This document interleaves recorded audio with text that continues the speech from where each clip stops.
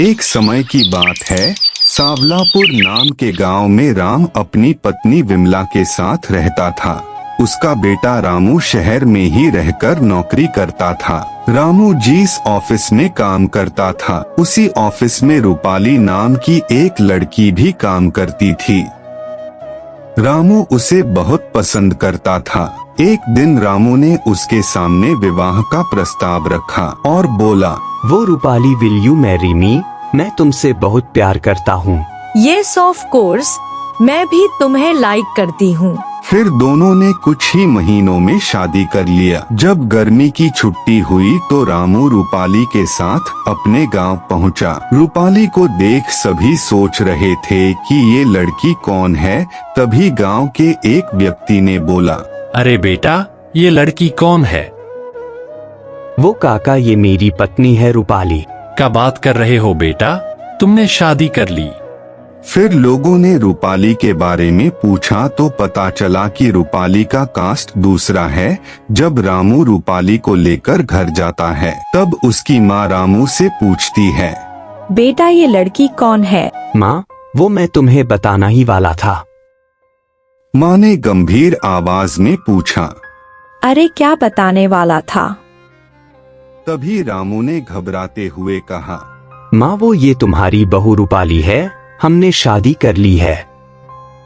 तभी राम ने रामू से पूछा, अरे बेटा, तूने शादी कर लिया और हमसे बताना भी जरूरी नहीं समझा? अच्छा बेटा, एक बात तो बताओ, ये लड़की हमारे ही कास्ट की तो है ना? माँ, वो हमारे कास्ट की नहीं है। इतना सुनते ही विमला चिल्लाकर बोली, अरे मैंने क्या तुझे इसीलिए भेजा था? प्लीज मॉम, आप इन्हें कुछ मत कहिए, मैं खुद ही यहाँ से चली जाती हूँ।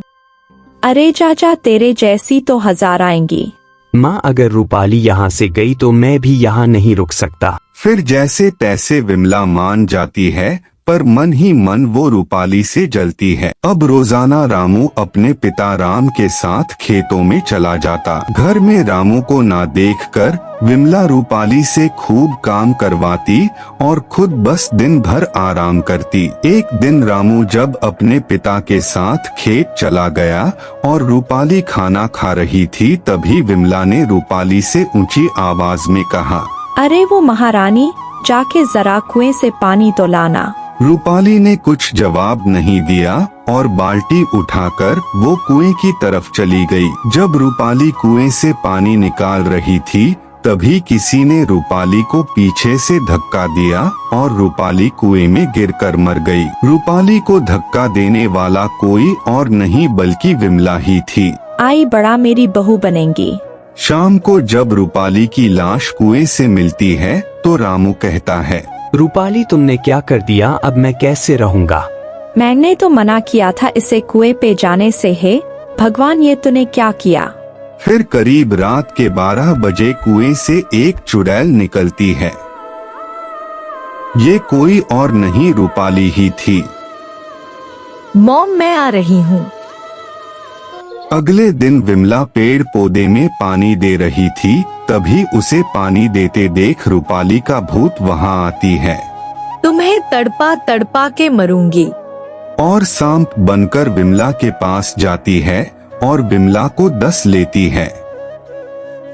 फिर जैसे तैसे विमला की जान बच जाती है। तभी रामू कहता है, मामा, ये सब कैसे हुआ? तुम्हें सांप ने कैसे काटा? पता नहीं बेटा, ये सांप ने मुझे कहाँ से काट लिया। माँ, अब काफी रात हो गई है, आपको आराम करना चाहिए। ऐसा कहकर रामू और राम वहां से चले जाते हैं।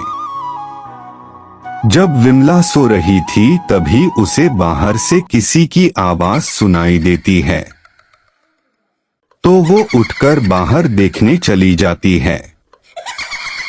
आवाज का पीछा करते करते वो उसी कुएं के पास पहुंच जाती है, जहां उसने रूपाली को धक्का देके मारा था।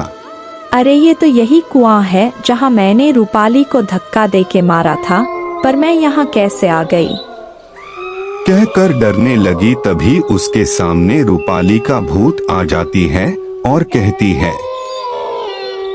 मैं तुम्हें नहीं छोड़ूंगी। अरे बहू, तो तू मेरी अच्छी बहू है ना। बहू, तो मुझे माफ कर दे।